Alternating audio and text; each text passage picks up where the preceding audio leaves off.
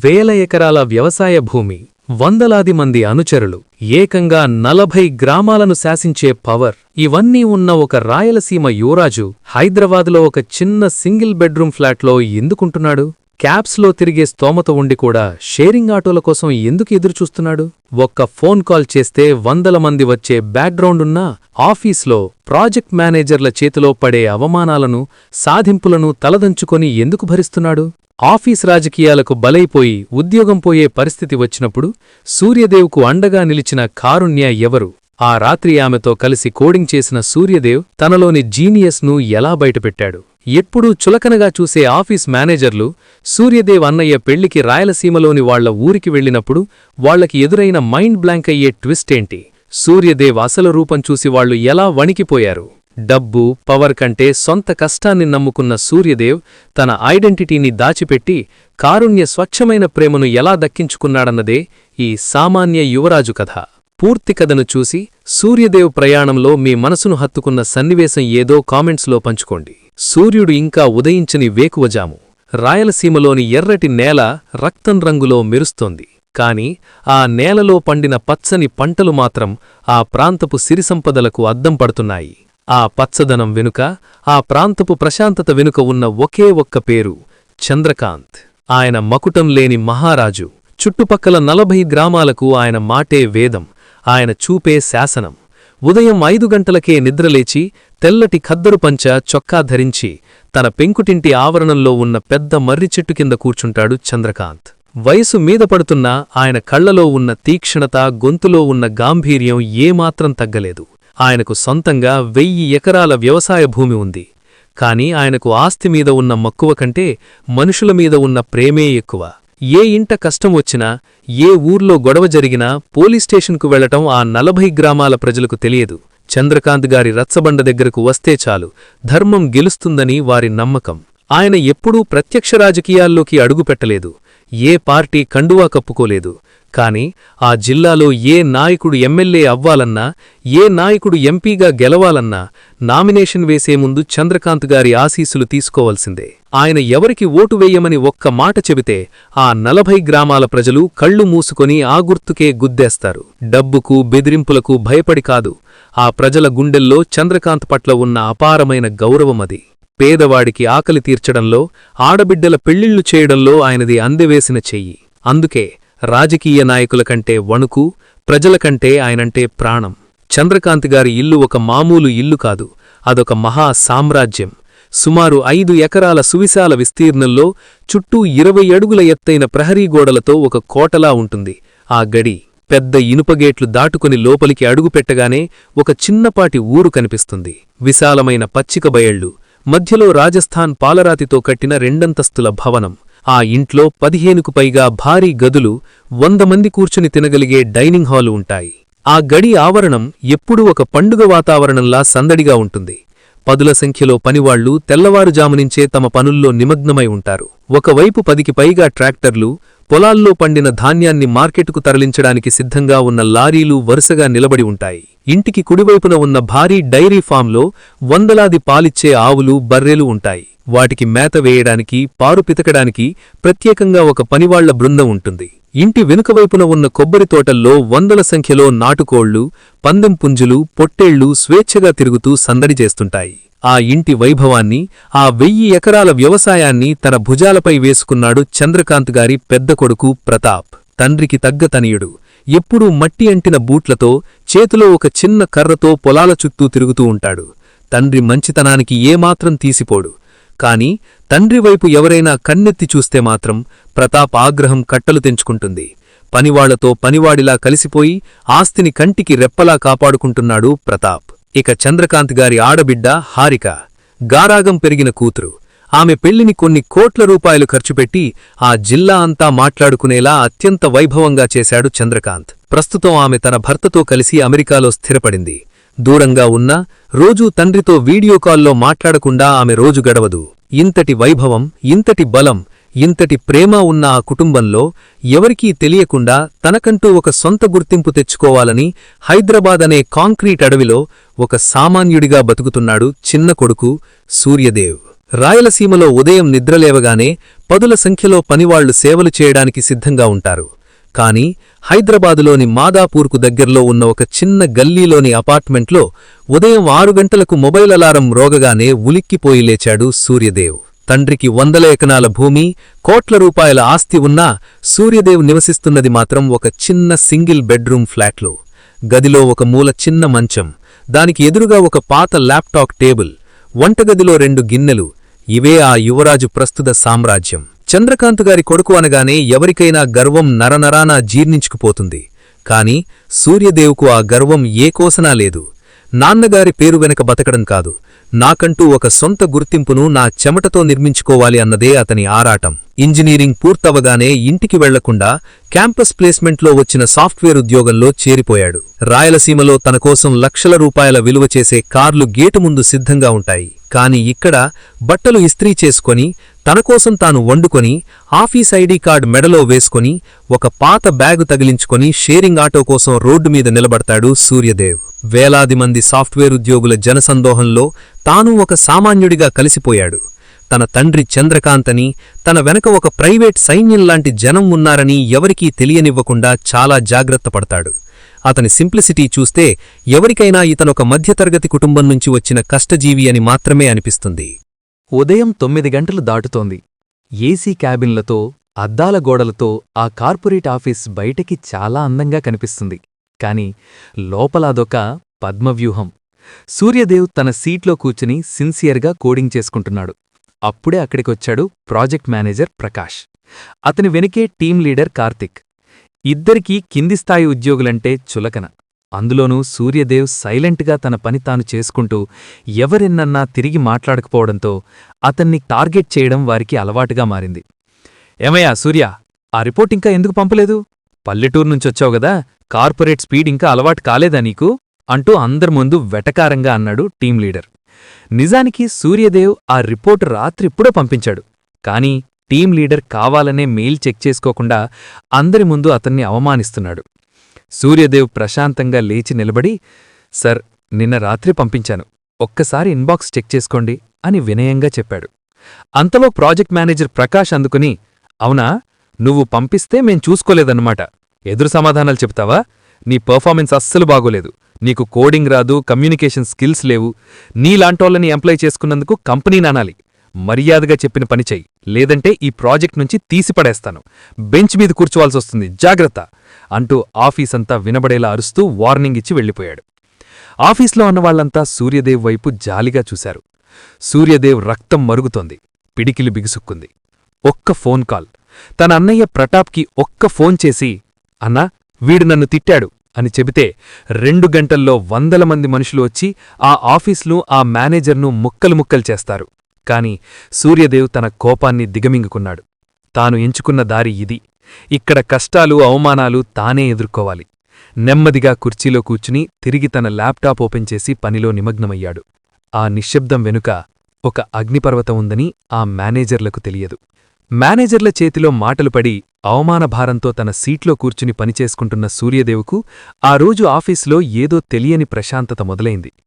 ఉదయం జరిగిన ఆ గొడవ తర్వాత ఆ సెక్షన్లో నెలకొన్న మూగదోయిన వాతావరణాన్ని ఛేదిస్తూ ఒక చల్లని గాలిలా అడుగుపెట్టింది కారుణ్య. ఆమె ఆ టీంకి కొత్తగా వచ్చిన డెవలపర్. లేతరంగు చుడీదార్లో ముఖంపై చెదిరిన కురులను సరిచేసుకుంటూ మెడలో ఐడీ కార్డుతో లోపలికొచ్చిన కారుణ్యను చూడగానే ఆఫీస్లోని కుర్రాళ్లంతా క్షణకాలం తమ కీబోర్డ్లను టైప్ చేయడం ఆపేశారు.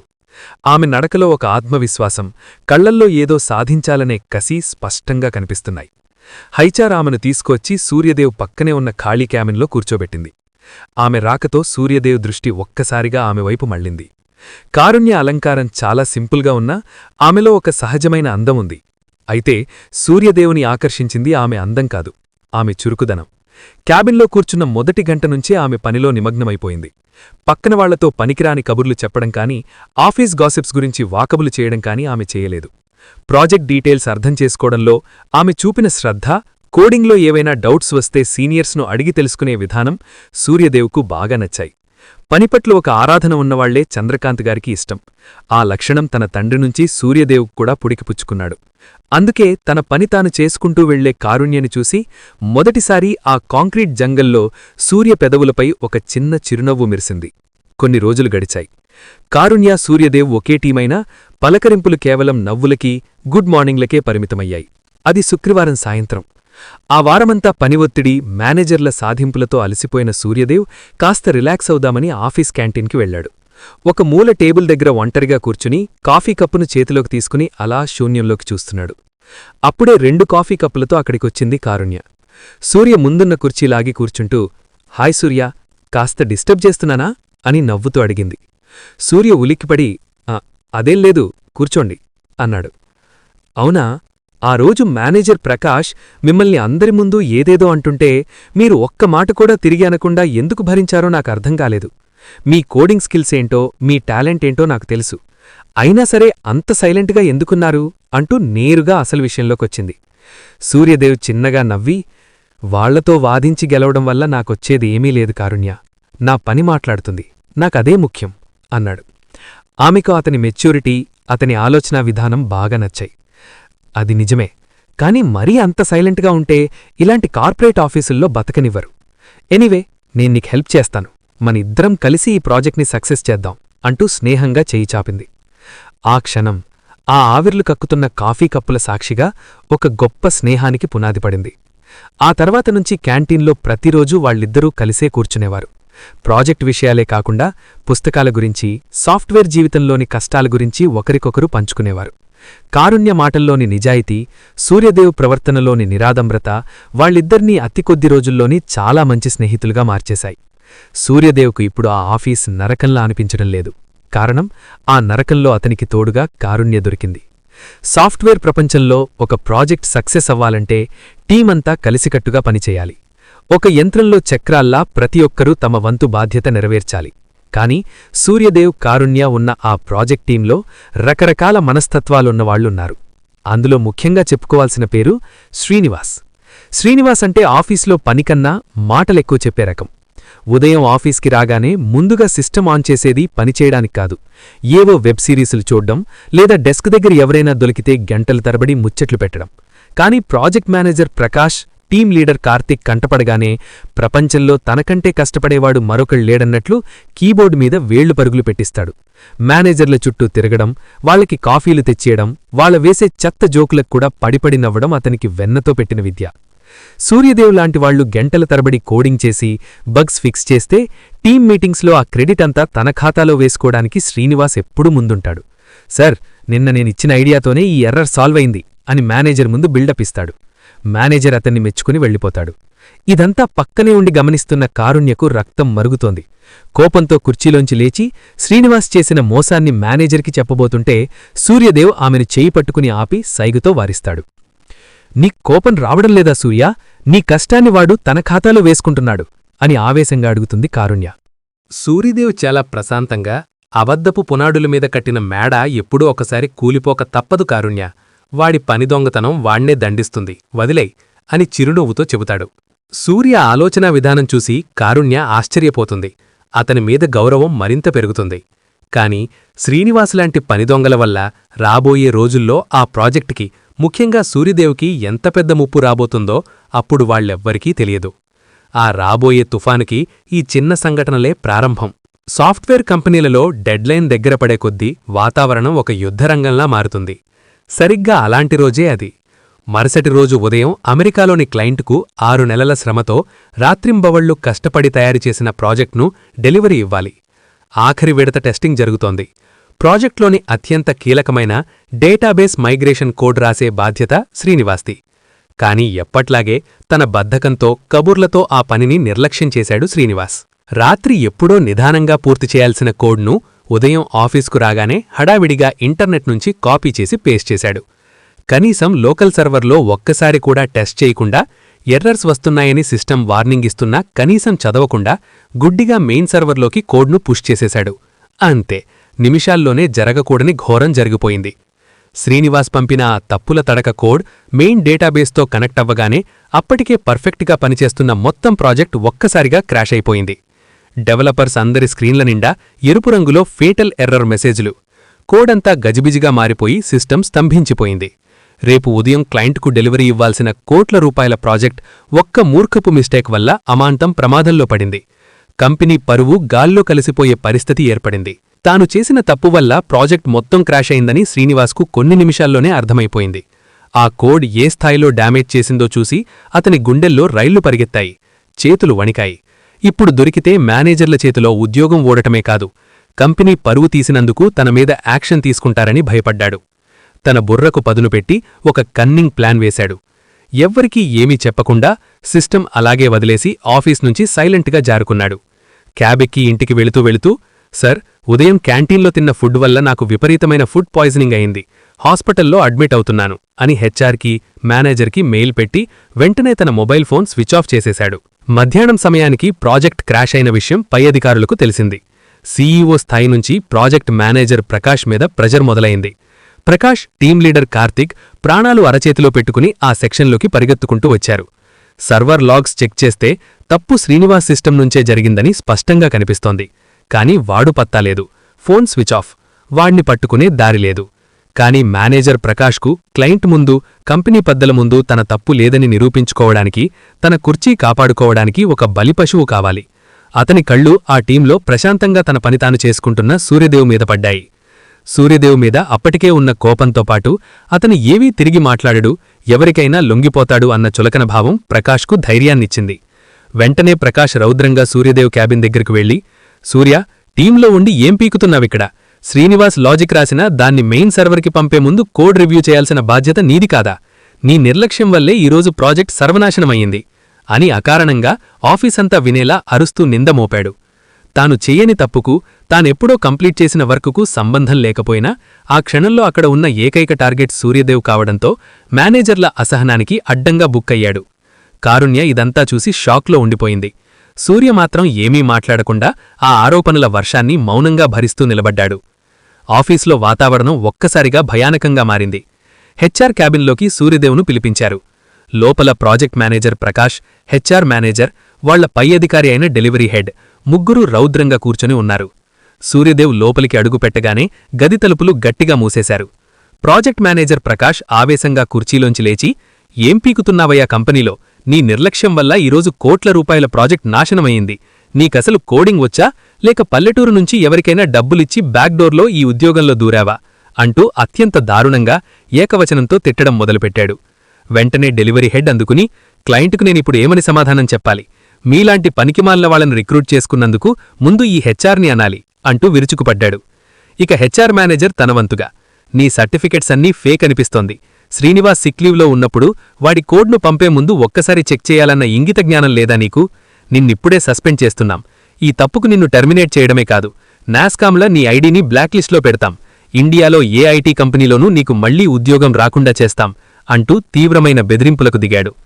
తప్పు శ్రీనివాస్ దేనని వాళ్లందరికీ లోపల తెలుసు.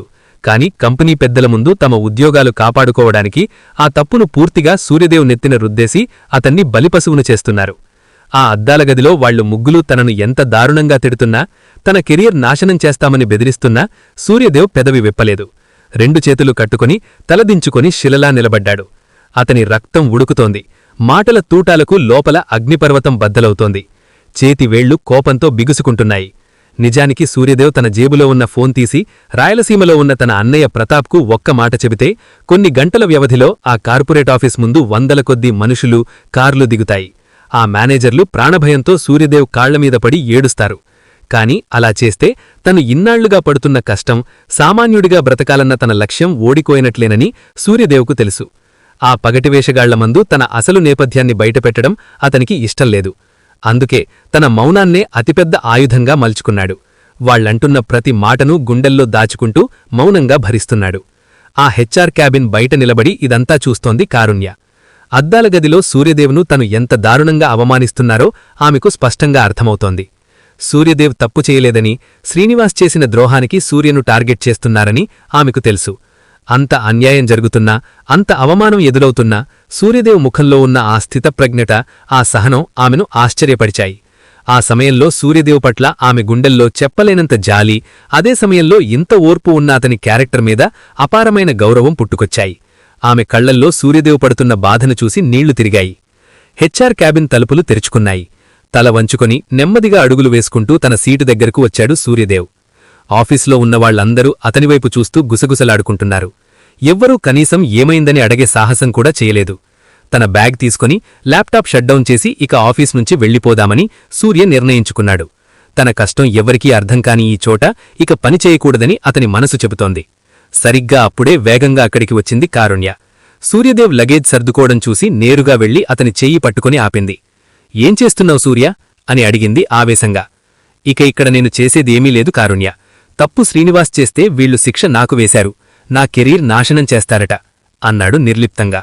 తప్పు నీది కానప్పుడు నువ్వెందుకు శిక్ష అనుభవిస్తావు? నువ్వు ఇక్కడ నుంచి వెళ్ళిపోతే శ్రీనివాస్ దొంగతనం గెలిచినట్లు, మేనేజర్ల అహంకారం నెగ్గినట్లు. నువ్వలా ఓడిపోవడానికి వీల్లేదు అంటూ అతని కళ్లల్లోకి చూస్తూ స్థిరంగా చెప్పింది. మరి ఏం చేయమంటావు?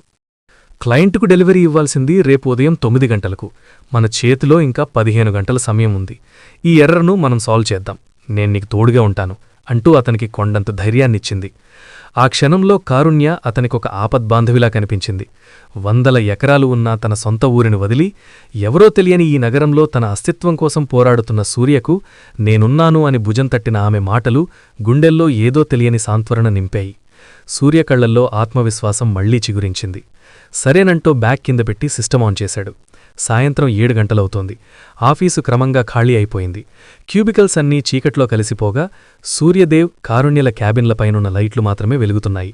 శ్రీనివాస రాసిన కోడ్ను ఓపెన్ చేసి చూసిన ఇద్దరికీ మైండ్ బ్లాంక్ అయిపోయింది. ఎక్కడో ఇంటర్నెట్లో దొరికిన చెత్తనంతా కాపీ చేసి పడేశాడు. ఆ లాజిక్ని డీకోడ్ చేసి మళ్లీ కొత్తగా స్క్రాచ్ నుంచి ఆ 10,000 లైన్ల కోడ్ను రాయడమంటే మామూలు విషయం కాదు. కానీ ఇద్దరూ పట్టుదలతో పని మొదలుపెట్టారు. రాత్రి 10 దాటింది. అర్ధరాత్రి 12, తెల్లవారుజామున 3. సమయం వేగంగా గడిచిపోతోంది. ఆ సెక్షన్లో కీబోర్డు మీద పడుతున్న వాళ్ల వేళ్ల చప్పుడు, ఏసీ సౌండ్ తప్ప మరే శబ్దమూ లేదు. మధ్య మధ్యలో బ్లాక్ కాఫీలు తాగుతూ, ఆకలేస్తే వెండింగ్ మిషన్లో ఉన్న బిస్కెట్లు పంచుకుంటూ పనిలో మునిగిపోయారు. కోడింగ్ మధ్యలో అలసిపోయిన కారుణ్య అప్పుడప్పుడు కళ్ళు తుడుచుకుంటూ, ముఖంపై పడుతున్న జుట్టును చిరాకుగా వెనక్కి నెట్టుకుంటూ, పెన్సిల్తో ముడివేసుకుని మళ్లీ పనిపై ధ్యాస పెడుతోంది. ఆ సమయంలో ఆమెను చూస్తున్న సూర్యదేవ్ మనసులో ఏదో తెలియని అలజడి. ఒక సామాన్య ఉద్యోగిలా ఉన్న తనకోసం నిద్రమాని తన కెరీర్ను కూడా పణంగా పెట్టి కష్టపడుతున్న ఆమె అంకితభావం అతన్ని కట్టిపడేసింది. ఒకసారి ఎర్రరొస్తే సూర్యదేవ్ కీబోర్డు మీద కారుణ్య వేళ్లు వాలడం, ఆ సమయంలో ఇద్దరి చేతులు అనుకోకుండా తాకడం, ఇద్దరి చూపులు కలుసుకోవడం, ఆ నిశ్శబ్దరాత్రిలో వాళ్ల మధ్య ఉన్న ఆఫీసు స్నేహం ఒక అందమైన సాన్నిహిత్యంగా మారుతోంది. అలసటతో ఉన్న కారుణ్య తల తీసుకెళ్లి ల్యాప్టాప్ పక్కనే టేబుల్ మీద వాల్చి చిన్న కునుకు తీస్తుంటే సూర్య తన ఏసీ టెంపరేచర్ తగ్గించి ఆమెను చాలా ఆరాధనగా చూస్తూ తన పని తాను చేసుకోపోతున్నాడు. ఆ రాత్రి వాళ్ళిద్దరికీ కేవలం ఆ ప్రాజెక్టును మాత్రమే కాదు, వాళ్ళిద్దరి జీవితాలను కూడా ఒక కోడ్తో ముడిపెట్టేసింది. ఉదయం 8 గంటలు. సూర్యకిరణాలు ఆఫీస్ అద్దాల గుండా లోపలికి వస్తున్నాయి. కాని సూర్యదేవ్, కారుణ్యల కళ్ళు మాత్రం ల్యాప్టాప్ స్క్రీన్ మీద నుంచి పక్కకు మళ్లలేదు. క్లయింట్కు ప్రాజెక్ట్ సబ్మిట్ చేయడానికి ఇంకో గంట మాత్రమే సమయం ఉంది. రాత్రంతా కష్టపడి కోడ్ మొత్తం తిరిగి రాశారు. కాని లాస్ట్ మినిట్లో ఆ డేటాబేస్ మైగ్రేషన్ దగ్గర ఒక చిన్న లాజిక్ ఎర్రర్ పదే పదే వాళ్లను ఆపేస్తోంది. కారుణ్యకు టెన్షన్తో చెమటలు పడుతున్నాయి. సూర్య, టైం అనిపోతోంది. డెలివరీ ఇవ్వలేకపోతే ఆ మేనేజర్ నిన్ను నిజంగానే ఫైర్ చేస్తాడు అంటూ కంగారు పడుతోంది. సూర్యదేవ్ మాత్రం చాలా కూల్గా ఉన్నాడు. కళ్ళు మూసుకుని 2 నిమిషాలు ఆలోచించాడు. అప్పటిదాకా వాడిన రెగ్యులర్ కోడింగ్ పద్ధతులను పక్కనపెట్టి ఒక కొత్త అల్గారిథంని డిజైన్ చేసి కీబోర్డు మీద వేళ్లతో మాయ చేయడం మొదలుపెట్టాడు. అతని స్పీడ్ చూసి కారుణ్య ఆశ్చర్యంగా చూస్తూ ఉండిపోయింది. సరిగ్గా 8:45 నిమిషాలకు కంపైల్ బటన్ నొక్కాడు. స్క్రీన్ మీద ప్రాసెస్ మొదలైంది. 10%, 50%, 90%, 100%, సక్సెస్, మైగ్రేషన్ కంప్లీటెడ్ అనే ఆకుపచ్చరంగు అక్షరాలు స్క్రీన్ మీద ప్రత్యక్షమయ్యాయి. ఇద్దరి ముఖాల్లోనూ ఆనందం వెల్లివిరిసింది. కారుణ్య సంతోషం పట్టలేక సూర్యదేవ్ చేతులు గట్టిగా పట్టుకుంది. ఉదయం 8:45 నిమిషాలకు డెడ్లైన్కు 5 నిమిషాల ముందు క్లయింట్కు ప్రాజెక్ట్ డెలివరీ మెయిల్ వెళ్ళిపోయింది. ఆ రాత్రి సూర్యదేవ్ కోడింగ్ చేసిన విధానం, లాస్ట్ మినిట్లో అతను వాడిన లాజిక్ చూసి కారుణ్య అతని మేధస్సుకు పూర్తిగా ముగ్ధురాలైపోయింది. తను కేవలం ఒక హార్డ్వర్కర్ మాత్రమే కాదు, కోడింగ్లో ఎవ్వరికీ అంతుచిక్కని ఒక జీనియస్ అని ఆమెకు అర్థమైంది. నువ్వు నిజంగా గ్రేట్ సూర్య. ఇంత టాలెంట్ పెట్టుకుని ఆ మేనేజర్ల తిట్లు ఎందుకు భరిస్తున్నావో నాకిప్పటికీ అర్థం కావడం లేదు అంది నవ్వుతూ. సూర్యదేవ్ అలసటగా ఉన్నా ఆమె నవ్వు చూసి తన కష్టమంతా మరిచిపోయాడు. ప్రాజెక్ట్ సక్సెస్ అవ్వడంతో ఆఫీస్లో వాతావరణం మారిపోయింది. క్లయింట్ నుంచి ప్రశంసలు రావడంతో మేనేజర్ ప్రకాష్ ఏమీ మాట్లాడలేక సైలెంట్ అయిపోయాడు. సూర్యదేవ్ మీద వేటు పడలేదని తెలుసుకున్న శ్రీనివాస్ సైలెంట్గా ఆఫీస్లో అడుగుపెట్టి మళ్లీ తన డ్రామాలు మొదలుపెట్టాడు. కాని ఇవేవీ సూర్యదేవ్ దృష్టిలో పట్టడం లేదు. అతని కళ్ళిప్పుడు పదే పదే కారుణ్యనే వెతుకుతున్నాయి. తనకెవరో తెలియకపోయినా, తన బ్యాక్గ్రౌండ్ ఏంటో తెలియకపోయినా, తప్పు తనది కాదని నమ్మి తనకోసం రాత్రంతా నిద్రమాని కష్టపడిన కారుణ్య వ్యక్తిత్వం సూర్యదేవ్ మనసును గెలుచుకుంది. రాజభవనంలాంటి తన ఇంటి చుట్టూ డబ్బు కోసం, అవసరాల కోసం తిరిగే ఎంతోమందిని చూశాడు సూర్య. కాని ఏ ఆశించకుండా కష్టకాలంలో అండగా నిలిచిన కారుణ్యను చూస్తుంటే అతన్లో తొలిసారిగా ప్రేమ చిగురించింది. క్యాంటీన్లో ఆమెకు తెలియకుండా ఆమెను ఆరాధనగా చూడడం, ఆమెకు పనిలో సహాయం చేయడం, ఆమె కాఫీ తాగే విధానాన్ని కూడా ఇష్టపడడం మొదలుపెట్టాడు సూర్యదేవ్. అయితే తను రాయలసీమలో ఒక పెద్ద కోటీశ్వరుడి కుమారుడనన్న నిజం చెప్పితే కారుణ్య ఎక్కడ ఆ డబ్బును చూసి తనను ప్రేమిస్తుందేమో అన్న చిన్న భయం అతన్లో మొదలైంది. తన తండ్రి చంద్రకాంత్ గారికి ఉన్న పవర్, ఆస్తిపాస్తులు ఏవీ కారుణ్యకు తెలియకూడదని సూర్య నిర్ణయించుకున్నాడు. 100 ఎకరాల వారసుడిగా కాదు, నెలకు 30,000 సంపాదించే ఒక సామాన్య సాఫ్ట్వేర్ ఉద్యోగి సూర్యదేవ్గానే ఆమె మనసును గెలుచుకోవాలని నిశ్చయించుకున్నాడు. పారదర్శకమైన, నిజాయితీతో కూడిన ప్రేమను ఆమె నుంచి పొందాలని తపనపడ్డాడు. తన నేపథ్యాన్ని ఒక రహస్యంగానే ఉంచి ఆమెకు మరింత దగ్గరవ్వే ప్రయత్నాలు మొదలుపెట్టాడు ఆ సామాన్య యువరాజు. హైదరాబాద్లో వీకెండు. సూర్యదేవ్ తన చిన్న అపార్ట్మెంట్లో ఉదయాన్నే తన బట్టలు తానే ఉతుక్కుంటూ ఎఫ్ఎం రేడియోలో పాటలు వింటున్నాడు. అప్పుడే అతని ఫోన్ రింగ్ అయింది. స్క్రీన్ మీద నాన్నగారు అని పేరు కనిపించగానే సూర్య అలర్ట్ అయిపోయి చేతులు తుడుచుకుని వెంటనే కాల్ లిఫ్ట్ చేశాడు. అటువైపు నుంచి చంద్రకాంత్ గారి గంభీరమైన, అదే సమయంలో వాత్సల్యం ఉట్టిపడే స్వరం, ఏరా సూర్య, ఎలా ఉన్నావు? బాగున్నాను నాన్నగారు. మీరు అన్నయ్య ఎలా ఉన్నారు? వినయంగా అడిగాడు సూర్య. మేమంతా బాగున్నాంగాని ఇక నువ్వు ఆ కాంక్రీట్ అడవిలో సామాన్యుడిలా ఆడుకున్న నాటకాలు చాలు. వెంటనే లగేజ్ సర్దుకుని బయల్దేరు. మీ అన్నయ్య ప్రతాప్కి సంబంధం ఖాయం చేశాను. వచ్చే నెలలోనే ముహూర్తం. చుట్టుపక్కల 40 గ్రామాల జనం వచ్చే పెళ్లి ఇది. ఇక్కడ పనులన్నీ పర్యవేక్షించడానికి నువ్వుండాలి. అర్జెంటుగా ఊరికిరా అని ప్రేమతో కూడిన ఆజ్ఞ జారీ చేశాడు చంద్రకాంత్. అన్నయ్య పెళ్లి అనగానే సూర్యదేవ్ ముఖంలో చెప్పలేనంత సంతోషం. అలాగే నాన్నగారు, ఒక 2 రోజుల్లో ఆఫీస్లో లీవ్ శాంక్షన్ చేయించుకుని వెంటనే వచ్చేస్తాను అని చెప్పి ఫోన్ పెట్టాడు. కాని ఒకవైపు సంతోషమున్నా, మరోవైపు ఇన్నాళ్లుగా తను దాచిపెట్టిన తన అసలు ప్రపంచం ఇప్పుడు తన ఆఫీసు ప్రపంచంతో ఎక్కడ కలుస్తుందో అన్న చిన్న ఆలోచన అతనిలో మొదలైంది. సోమవారం ఉదయం సూర్యదేవ్ ఆఫీస్కి రాగానే అందరికీ ఒకటే ఆశ్చర్యం. ఎప్పుడూ క్యాజువల్ డ్రెస్లో సింపుల్గా ఉండే సూర్య ఆ రోజు చాలా హుందాగా కనిపిస్తున్నాడు. అతని చేతిలో ఒక అందమైన కవరుంది. అందులో కుంకుమ రంగులో బంగారు అక్షరాలతో అచ్చైన ఖరీదైన శుభలేఖలున్నాయి. వాటిని చూస్తే పెళ్లి ఎంత గ్రాండ్గా జరగబోతోందో అర్థమవుతుంది. కాని మేనేజర్లు దాన్ని గమనించే స్థితిలో లేరు. సూర్యదేవ్ నేరుగా ప్రాజెక్ట్ మేనేజర్ ప్రకాష్, హెచ్ఆర్ మరియు టీం లీడర్ కార్తిక్లున్న క్యాబిన్లోకి వెళ్లాడు. వాళ్లే ఒకప్పుడు అతన్ని గదిలో బంధించి దారుణంగా అవమానించారు, ఉద్యోగం తీసేస్తామని బెదిరించారు. కాని సూర్యముఖంలో వాళ్ల పట్ల ఎలాంటి కోపం లేదు. చాలా మర్యాదగా చిరునవ్వుతో పెళ్లికార్డులు వాళ్ల టేబుల్ మీద పెట్టి, మా అన్నయ్య పెళ్లి సార్, రాయలసీమలో మా సొంత ఊరిలో జరుగుతోంది. మీరంతా తప్పకుండా కుటుంబ సమేతంగా రావాలి అని ఆహ్వానించాడు. మేనేజర్ ప్రకాష్ ఆ కార్డును నిర్లక్ష్యంగా పక్కకు నెడుతూ, ఏమయ్యా సూర్య, నీ పెళ్లి అయితేనే మేం రావడం కష్టం, మళ్ళీ మీ అన్నయ్య పెళ్లికి మీ ఊరికి రావాలా? అసలు మీ ఊరికి కనీసం డాంబర్ రోడ్డు ఉందా? మాలాంటి వాళ్లకి అక్కడ ఏసీ రూములు దొరుకుతాయా అని ఎగతాళిగా నవ్వాడు. హెచ్ఆర్ కూడా దానికి వంతపాడాడు.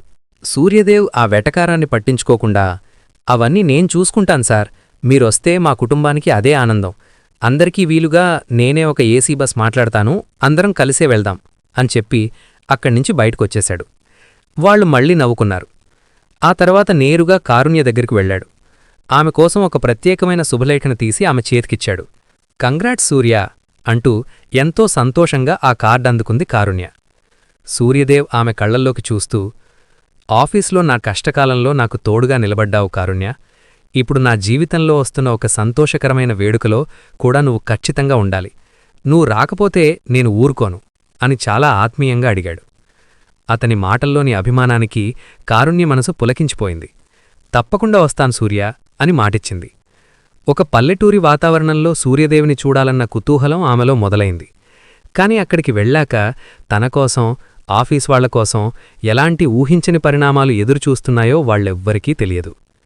పెళ్లికి వారం రోజుల సమయం మాత్రమే ఉండటంతో సూర్యదేవ్ సెలవు తీసుకుని తన ఊరికి పయనమయ్యాడు. ఆఫీస్లో మాత్రం సూర్యదేవిచ్చిన పెళ్లికార్డుల గురించే చర్చ జరుగుతోంది. క్యాంటీన్లో కాఫీ తాగుతూ project manager Prakash, team leader Karthik, Srinivas వాళ్లల్లో వాళ్లే నవ్వుకుంటున్నారు. ఏంటో కార్తీక్, వీడి ఊరు అసలే రాయలసీమ, ఎక్కడ చూసినా ఎర్రమట్టి, దుమ్ము, ఎండ. బహుశా పెళ్లి భోజనంలో రాగి సంగటి, పచ్చిమిరపకాయల పచ్చడి పెడతాడేమో అంటూ ప్రకాష్ పగలబడి నవ్వాడు. అంతేకదా సార్, వీడి ఫేస్కి అక్కడ కనీసం ఫ్యాన్ గాలైనా దొరుకుతుందో లేదో, పైగా మనల్ని బ్రాండెడ్ బట్టలు పాడవటమే తప్ప ఇంకేం ఉండదు అని శ్రీనివాస్ ఎప్పట్లాగే వాళ్లకి వంతపాడాడు. అయితే వాళ్ల వెటకారాన్ని బ్రేక్ చేస్తూ సూర్యదేవ్ నుంచి ప్రకాష్కు ఒక మెసేజ్ వచ్చింది. ఆఫీస్ వాళ్లందరికీ కలిపి హైదరాబాద్ నుంచి తమ ఊరికి రావడానికి ఒక లగ్జరీ వోల్వో ఏసీ స్లీపర్ బస్సును ఏర్పాటు చేశానని, రాను పోను ప్రయాణం, అక్కడ ఏసీ అకామిడేషన్ అన్నీ తనే చూసుకుంటానని అందులో ఉంది. ఆ మెసేజ్ చదవగానే ప్రకాష్ ముఖంలో వెక్కిరింపు పోయి ఆశ్చర్యం, దాని వెనుకే ఒక ఆశ కనిపించాయి. అరే కార్తీక్, వీడెవడో మన కోసం ఏకంగా వోల్వో బస్ బుక్ చేశాడ్రా. ఎలాగూ వీకెండ్ కదా, పోనీ ఓ ట్రిప్లాగా వెళ్ళొద్దామా? ఫ్రీ జర్నీ, ఫ్రీ ఫుడ్, ఊరికే వెళ్ళి ఓ 2 రోజులు ఎంజాయ్ చేసొద్దాం అన్నాడు ప్రకాష్ గొంతు తడారిపోతుండగా. ఉచితంగా ఏసీ బస్సు ప్రయాణం అనగానే ఆఫీస్లో ఉన్న మిగతా వాళ్లు కూడా ఎగిరిగంతేశారు. సూర్యదేవ్ ఊరు ఎలా ఉన్నా బస్సులో ఫుల్ ఎంజాయ్ చేయొచ్చు అన్న ఉత్సాహంతో ఆఫీస్ వాళ్లందరూ ఆ పెళ్లికి వెళ్లడానికి సిద్ధమయ్యారు. శుక్రవారం రాత్రి 9 గంటలు అమీర్పేట్ సర్కిల్ దగ్గర సూర్యదేవ్ ఏర్పాటు చేసిన లగ్జరీ వోల్వో బస్సు ఆఫీస్ వాళ్లందరి కోసం ఎదురుచూస్తోంది. అందరూ లగేజీలతో వచ్చి బస్సెక్కారు. Project manager Prakash, Karthik, HR ముందు సీట్లలో దర్జాగా కూర్చున్నారు. వెనక సీట్లలో యువ ఉద్యోగుల సందడి మొదలైంది. శ్రీనివాస్ ఎప్పట్లాగే తన ఓవరాక్షన్ మొదలుపెట్టి బస్సులో పాటలు పాడటం, డాన్సులు చేయటం స్టార్ట్ చేశాడు. కారుణ్య మాత్రం కిటికీ పక్కన సీట్లో కూర్చొని బయట పరిగెడుతున్న లైట్లను చూస్తూ ఆలోచనలో పడిపోయింది. ఆ బస్సులో ఇంత సందడున్నా సూర్యదేవ్ లేకపోవడంతో ఆమెకా ప్రయాణం ఏదో వెలితిగా అనిపిస్తోంది. బస్సు హైదరాబాద్ దాటి హైవే ఎక్కింది. సరిగ్గా అప్పుడే కారుణ్య మొబైల్ రింగ్ అయింది. స్క్రీన్ మీద సూర్యదేవ్ అని పేరు చూడగానే ఆమె పెదవులపై ఒక అందమైన చిరునవ్వు విరిసింది. పక్కవాళ్లకు వినబడకుండా ఇయర్ఫోన్స్ పెట్టుకుని కాల్ లిఫ్ట్ చేసింది. హలో కారుణ్య, బస్ ఎక్కారా? జర్నీ కంఫర్టబుల్గానే ఉందా అని ఎంతో ఆప్యాయంగా అడిగాడు సూర్యదేవ్. ఆ వాయిస్ వినగానే ఆమె మనసుకు చాలా హాయిగా అనిపించింది. అంతా బాగానే ఉంది సూర్య, ఇక్కడ వీళ్ళల్లరి వాములుగా లేదు, కానీ నువ్వు లేకుండా ఈ ప్రయాణం చాలా బోర్గా ఉంది అని కొద్దిగా సిగ్గుపడుతూనే మనసులోని మాట చెప్పేసింది. అటువైపు సూర్యదేవ్ నవ్వుతూ, నా మీద అంత బెంగ పెట్టుకోక కారుణ్య, రేపు ఉదయం మీరు మా ఊరి చేరుకోగానే నా ప్రపంచం నీకు స్వాగతం పలుకుతుంది. అక్కడ నన్ను చూసి నువ్వు ఆశ్చర్యపోవద్దు అని ఒక చిన్న హింటిచ్చాడు. కారుణ్యకు అతని మాటలు అర్థం కాలేదు. ఆశ్చర్యపోవడానికి అందులో ఏముంది సూర్య, నువ్వు నా స్నేహితుడివి, నీ ఇల్లెలా ఉన్నా, నీ ఊరెలా ఉన్నా నాకు నువ్వే ముఖ్యం అంది చాలా నిజాయితీగా. ఆమె మాటలకు సూర్యదేవ్ మురిసిపోయాడు. ఇద్దరి మధ్య ఆ ప్రయాణం పొడవునా మధురమైన కబుర్లు సాగాయి. ఒకవైపు బస్సు రాయలసీమ వైపు వేగంగా దూసుకెళ్తుంటే మేనేజర్లు గురకపెట్టి నిద్రపోతున్నారు. వాళ్లెవ్వరికీ తెలియదు, ఉదయం కళ్ళు తెరిచేసరికి వాళ్లు అడుగుపెట్టబోయేది ఒక మామూలు పల్లెటూర్లో కాదు, వాళ్ల ఊహలకు కూడా అందని ఒక మహారాజు సామ్రాజ్యంలో. ఆ అంచనాలను పటాపంచలు చేయడానికి రాయలసీమ గడ్డ సిద్ధంగా ఉంది. సూర్యుడు లేత ఎరుపు రంగులో తూర్పు కొండల వెనుక నుంచి తొంగి చూస్తున్నాడు. పక్షుల కిలకిల రావాలతో రాయలసీమ పల్లెటూర్లు నిద్రలేస్తున్నాయి. రాత్రంతే ప్రయాణించిన వోల్వో బస్సు కుదుపుల్లేకుండా చాలా సాఫీగా ఓ పెద్ద తారు రోడ్డు మీద దూసుకెళ్తోంది. బస్సు కిటికీల గుండా పడుతున్న లేత ఎండకు ప్రాజెక్ట్ మేనేజర్ ప్రకాష్ మెల్లగా కళ్ళు తెరిచాడు. బద్ధకంగా ఒళ్ళు విరుచుకుంటూ బయటకు చూశాడు. ఏదో దుమ్ము కొట్టుకుపోయిన పల్లెటూరనుకుంటే హైవేలాంటి 4 లైన్ రోడ్డుందేంటిక్కడా అని మనసులో అనుకుంటూ పక్కనే నిద్రపోతున్న టీం లీడర్ కార్తీక్ని తట్టిలేపాడు. సరిగ్గా అప్పుడే బస్సు ఆ నియోజకవర్గ సరిహద్దుల్లోకి ప్రవేశించింది. రోడ్డుకడ్డంగా ఒక భారీ కమాన్ స్వాగతం పలుకుతోంది. ఆ కమాన్ పైన చంద్రకాంత్ గారి జ్యేష్ఠపుత్రుడు ప్రతాప్ వివాహ మహోత్సవానికి స్వాగతం అని పెద్ద అక్షరాలతో రాసుంది. బస్సు ఆ కమాన్ దాటి లోపలికి వెళ్లే కొద్దీ కిటికీల్నుంచి బయటకు చూస్తున్న ఆఫీస్ వాళ్లందరి కళ్ళు ఆశ్చర్యంతో విప్పార్చుకున్నాయి. ఇప్పటిదాకా వస్తున్న నిద్రమత్తు మొత్తం ఒక్కసారిగా ఎగిరిపోయింది. రోడ్డుకి ఇరువైపులా ఎలక్ట్రిక్ స్తంభాలకు పసుపు, కుంకుమ రంగుల్లో ఉన్న జెండాలు కట్టారు. ప్రతి కూడలిలోనూ కనీసం 40 అడుగుల ఎత్తున్న భారీ కటౌట్లు నిలబెట్టారు.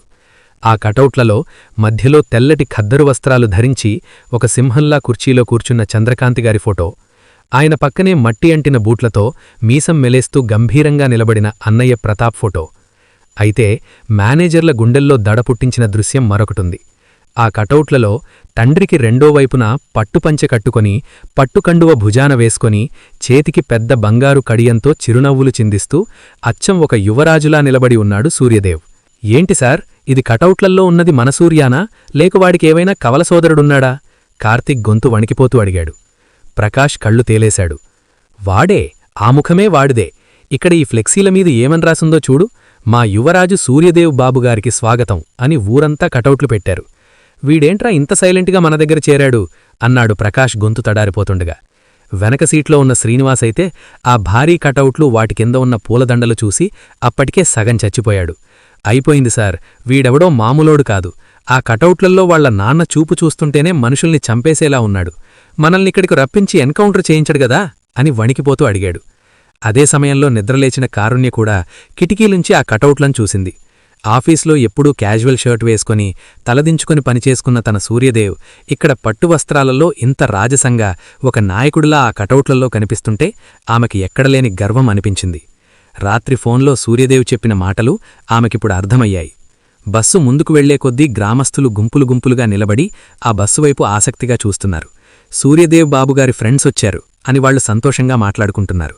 ఒకవైపు ఆ ఊరి వైభవం, మరోవైపు సూర్యదేవ్ బ్యాక్గ్రౌండ్ చూసి ఇన్నాళ్లు ఆఫీస్లో తామొక నిద్రపోతున్న సింహాన్ని బూతులు తిట్టామన్న భయం మేనేజర్ల వెన్నులోంచి పాకడం మొదలైంది.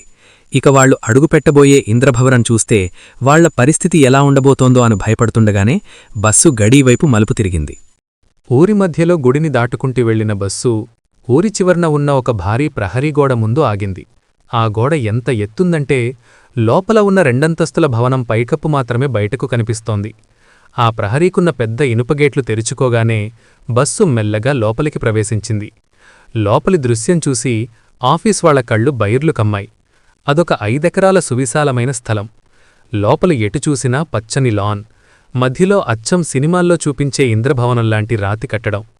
ఆ ఇంటి ఆవరణంలో అప్పటికే వందలాది ఖరీదైన కార్లు పార్క్ చేసి ఉన్నాయి.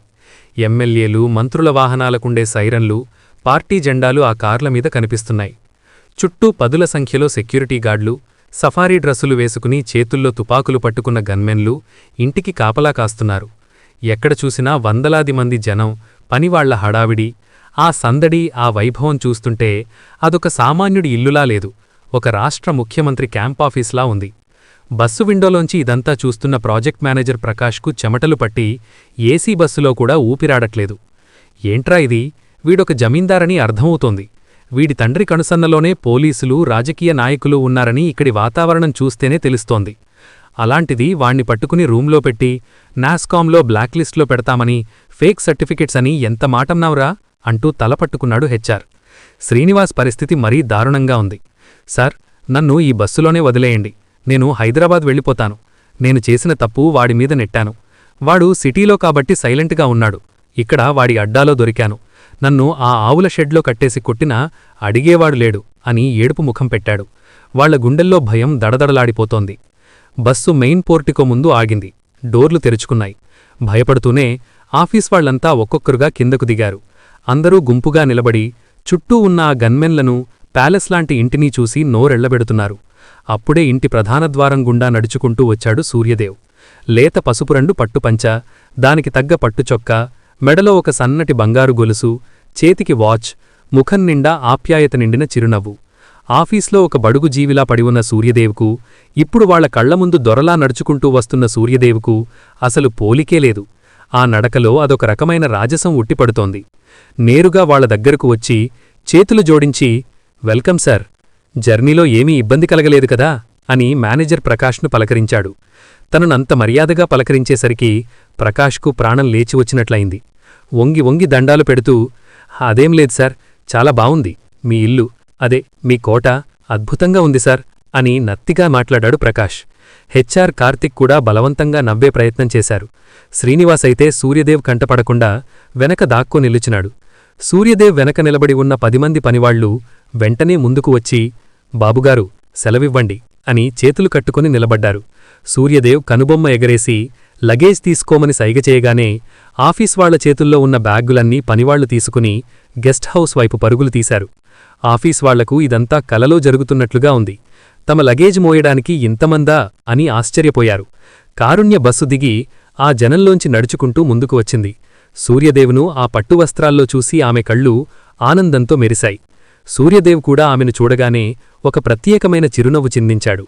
స్వాగతం కారుణ్య, నా ప్రపంచంలోకి అన్నాడు నెమ్మదిగా. నీ ప్రపంచం ఎంత అద్భుతంగా ఉంటుందని ఊహించలేదు సూర్య అంది చుట్టూ చూస్తూ. లోపలికి రండి, మీకింకా చాలా పరిచయం చెయ్యాలి అంటూ అందర్నీ ఆ ఇంద్రభవనం లోపలికి తీసుకువెళ్లాడు సూర్యదేవ్. ఆఫీస్వాడ కాళ్లు లోపలికి వెడుతున్నా వాళ్ల మనసులు మాత్రం ఇంకా లోపల ఏమేం చూసి షాకవ్వాలో అన్న భయంతోనే ఉన్నాయి. ఆ ఇంద్రభవనం లోపలికి అడుగుపెడుతున్న కొద్దీ ఆఫీస్ వాళ్లకు నోట మాట రావడం లేదు. ముందువైపు పచ్చని లాన్ దాటుకుని లోపలికి వెళుతుంటే ఒకవైపు వందలాది పాలిచ్చే ఆవులు, బర్రెలు ఉన్న భారీ డైరీ ఫామ్, దానికి ఆనుకుని ఏవో ఫ్యాక్టరీల్లో ఉన్నట్లుగా వరుసగా పార్క్ చేసి ఉన్న 10కి పైగా ట్రాక్టర్లు, లారీలు వాళ్ల కంటపడ్డాయి. ఒక చిన్న సైజు కార్పొరేట్ కంపెనీలో ఉండే ఐటీ ఉద్యోగుల కంటే ఎక్కువ మంది పనివాళ్లు అక్కడ ఆ వ్యవసాయ పనుల్లో నిమగ్నమై ఉన్నారు. సూర్యదేవ్ నడుచుకుంటూ వెడుతుంటే దారిలో ఎదురైన పనివాళ్లంతా భక్తితో పక్కకు తప్పుకుని దండాలు పెడుతున్నారు.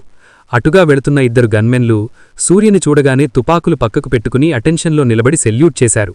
ఇదంతా వెనుకరుంచి చూస్తున్న ప్రాజెక్ట్ మేనేజర్ ప్రకాష్ గొంతులో పచ్చి వెలక్కాయ పడినట్లయింది. టీం లీడర్ కార్తిక్ చెవిలో గుసగుసగా, రే కార్తిక్, ఇన్ని రోజులు మనం మీటింగ్స్లో ఇష్టం వచ్చినట్లు బూతులు తిట్టింది, అందరి ముందు అవమానించింది ఈయన్న. అసలు వీడి ఆస్తి ముందు మన కంపెనీ సీఈఓ కూడా పనికిరాడు కదరా అని వణికిపోతూ అన్నాడు. హెచ్ఆర్ మేనేజర్ పరిస్థితి ఇంకా దారుణంగా ఉంది. ముఖం పాలిపోయి, అదేంట్రా ప్రకాష్, ఆ రోజు గదిలో పెట్టి ఫేక్ సర్టిఫికెట్స్ అని, నాస్కామ్లో బ్లాక్ లిస్ట్లో పెడతామని అనరాని మాటలన్నాను. వీడు తలుచుకుంటే మనల్ని ఇప్పుడే ఈ డైరీ ఫామ్ వెనక పాతిపెట్టేయగలడు. ఎవరికీ కనీసం అనుమానం కూడా రాదు. నాకైతే భయంతో కాళ్లు వణికిపోతున్నాయి. వాళ్లు ఆ ఆస్తిని, ఆ దర్పాన్ని చూస్తున్న కొద్దీ వాళ్లకు భయంతో వెన్నులో చలి పుడుతోంది. శ్రీనివాస్ అయితే సూర్యదేవ్ కంట ఎక్కడ పడతానో అని ప్రాణాలు అరచేతిలో పెట్టుకుని మిగతా వాళ్ల వెనక దాక్కుంటూ నడుస్తున్నాడు. దేవుడా, నా దొంగతనం గురించి వీడు వాళ్ల నాన్నకు చెబితే నన్ను ఆ పొట్టేళ్లక పాటు కట్టేసి నరికేస్తారేమో అని లోపల కుమిలిపోతున్నాడు. వాళ్ల భయాలను ఏమాత్రం పట్టించుకోకుండా సూర్యదేవ్ వాళ్లందరినీ ఇంటికి కుడివైపున ఉన్న ఒక పెద్ద అతిథి గృహం, గెస్ట్ హౌస్లోకి తీసుకువెళ్లాడు. ఆ గెస్ట్ హౌస్ బయటనుంచి మామూలుగానే ఉన్నా లోపల మాత్రం ఒక 5 స్టార్ హోటల్ని తలపిస్తోంది. ఆఫీస్ వాళ్లందరికీ విడివిడిగా పెద్ద పెద్ద ఏసీ గదులు ఏర్పాటుకేశాడు. ప్రతి గదిలో కింగ్ సైజ్ బెడ్స్, పళ్లబుట్టలు, డ్రై ఫ్రూట్స్, ఖరీదైన డ్రింక్స్ సిద్ధంగా ఉన్నాయి. అంతకన్నా ఆశ్చర్యమేంటంటే ప్రతి గదిగుమ్మం బయట ఒక్కొక్కరికి ఒక్కొక్క పనివాళ్లు చేతులు కట్టుకుని నిలబడి ఉన్నారు. స్నానానికి వేడినీళ్లు తేవడం దగ్గరనుంచి తవ్వాలు అందించడం వరకు వాళ్లే చూసుకుంటున్నారు. వాళ్లను అయ్యా, దొరగారు అంటూ పనివాళ్లు సంబోధిస్తుంటే ఆఫీస్ వాళ్లకు ఏం చెయ్యాలో, ఎలా స్పందించాలో పాలుపోవడం లేదు. హైదరాబాద్లో అద్దె ఇళ్లల్లో ఉంటూ తామే వండుకుని తినే ఈ సాఫ్ట్వేర్ ఉద్యోగులకు ఈ రాజమర్యాదలు ఒక కలలా అనిపిస్తోంది. అందరూ ఫ్రెష్ అయి హాల్లోకి రాగానే వెండిపళ్లల్లో వేడివేడి ఫిల్టర్ కాఫీలు వచ్చాయి. కాఫీలు తాగుతుండగా సూర్యదేవ్ తన పట్టుపంచను చేతిలో పట్టుకుని చాలా క్యాజువల్గా అక్కడికి వచ్చాడు. ఎప్పుడూ ఆఫీస్లో చులకనగా చూసే ఆ సూర్యను దొరలా చూసేసరికి కుర్చీల్లో కూర్చున్న ప్రకాష్, హెచ్ఆర్ స్ప్రింగుల్లాగా అమాంతం లేచి నిలబడ్డారు. ప్రకాష్ చేతిలోని కాఫీ కప్పు వణికిపోతోంది. ఏంటి సార్ అలా నిలబడ్డారు? కూర్చోండి. ప్రయాణం అలసట పోయిందా? గదులు కంఫర్టబుల్గా ఉన్నాయా సార్ అని ఎంతో వినయంగా, మామూలుగా అడిగాడు సూర్యదేవ్. ప్రకాష్ కంగారుపడుతూ, సార్, ప్లీజ్ సార్, నన్ను సారనకండి. నన్ను నా పేరుతోనే పిలవండి. మీరే నాకు దొరగారు. ఈ మర్యాదలు చూస్తుంటే మాకే భయంగా ఉంది అన్నాడు నత్తిగా. సూర్యదేవ్ నవ్వి, అదేంటి ప్రకాష్ సార్, మీరు నా ఆఫీస్ మేనేజర్. ఆఫీస్లో అయినా నా ఊర్లో అయినా నాకు ఎప్పటికీ మీరు సారే. అవన్నీ మనసులో పెట్టుకోకండి, ఫ్రీగా ఉండండి అని వాళ్ల భుజం తట్టి లోపలికి వెళ్ళిపోయాడు. కాని సూర్యదేవ్ చూపించిన ఆ పెద్దరికం, ఆ నిరాధంబరిత వాళ్లని మరింత కుంగదీశాయి. తన తండ్రి ఊరినే శాసిస్తున్నా సరే సూర్యదేవ్ తమ దగ్గర ఒక సామాన్యుడిగా, ఏ గర్వం లేకుండా ఎంత అద్భుతంగా పనిచేశాడో వాళ్లకిప్పుడు కళ్లకు కట్టినట్లుగా అర్థమైంది. తాము చేసిన తప్పులకు వాళ్ల మనస్సాక్షే వాళ్లను ఉరితీస్తున్నట్లుగా అనిపించింది. ఇదంతా దూరం నుంచి చూస్తున్న కారుణ్య పెదవులపై ఒక గర్వంతో కూడిన చిరునవ్వు విరిసింది. తన సూర్య మనసు ఎంత గొప్పదో ఆమెకు స్పష్టంగా అర్థమైంది. గెస్ట్ హౌస్ బాల్కనీలో నిలబడి బయట కనిపిస్తున్న ఆ 5 ఎకరాల ఇంద్రభవనాన్నే అర్పవాల్చకుండా చూస్తోంది కారుణ్య. ఎటు చూసినా పచ్చని చెట్లు, రాజసం ఉట్టిపడే కట్టడాలు, ఎడతెగని పనివాళ్ల సందడి. ఆమె మనసులో మాత్రం హైదరాబాద్లో తను చూసిన సూర్యదేవ్, ఇక్కడ దొరలా కనిపిస్తున్న సూర్యదేవ్, ఈ ఇద్దరి చిత్రాలు పదే పదే కదలాడుతున్నాయి. ఇంత పెద్ద కోటీశ్వరుడా సూర్య? ఇన్ని గ్రామాలు శాసించే కుటుంబం నుంచి వచ్చాడా? ఆమెకు తన కళ్లనే తను నమ్మలేకపోతోంది. హైదరాబాదులో ఒక చిన్న సింగిల్ బెడ్రూమ్ ఫ్లాట్, ఇస్త్రీలేని బట్టలు, షేరింగ్ ఆటో కోసం రోడ్డు మీద ఎదురుచూపులు, క్యాంటీన్లో ఆ 2 రూపాయల టీ, ఇవన్నీ ఆమెకు గుర్తొస్తున్నాయి. ఇంతటి మహాసామ్రాజ్యానికి వారసుడై ఉండి రోజుకు లక్షల రూపాయలు ఖర్చు పెట్టగలిగే స్తోమత ఉండి కూడా తనతో ఒక సాధారణ అబ్బాయిలా ఎలా మెలిగాడు? అసలు తనలో అంత పెద్ద జమీందారున్నన్న విషయాన్ని ఏ గర్వం లేకుండా ఎలా దాచగలిగాడు? సాధారణంగా నగరాల్లో కాస్త డబ్బు, చిన్న కారు ఉన్న కుర్రాళ్లే ఎంతో బిల్డప్ ఇస్తారు. అలాంటిది 100 ఎకరాలు, గన్మెన్లు, 10ల కొద్దీ కార్లు ఉన్న ఒక సామ్రాజ్యానికి యువరాజై ఉండి కూడా ఆఫీస్లో ఆ మేనేజర్ ప్రకాష్ దారుణంగా తిడుతున్నప్పుడు తలదించుకుని ఎలా భరించగలిగాడు? ఒక్క ఫోన్ చేస్తే వాళ్లంతు చూసే పవర్ చేతిలో ఉండి కూడా తన సహనాన్ని కోల్పోకుండా తన మేధస్సుతో ప్రాజెక్ట్ను ఎలా సాల్వ్ చేయగలిగాడు? ఈ ప్రశ్నలన్నీ కారుణ్య మనసులో సుడిగుండంలా తిరుగుతున్నాయి. సరిగ్గా అదే సమయంలో సూర్యదేవ్ చిన్నగా నవ్వుకుంటూ ఆమె వెనుకగా వచ్చి నిలబడ్డాడు. ఏంటి కారుణ్య, అలా శూన్యంలోకి చూస్తున్నావ్? మా ఊరు నచ్చలేదా? అనడిగాడు. కారుణ్య ఉలిక్కిపడి వెనక్కి తిరిగింది.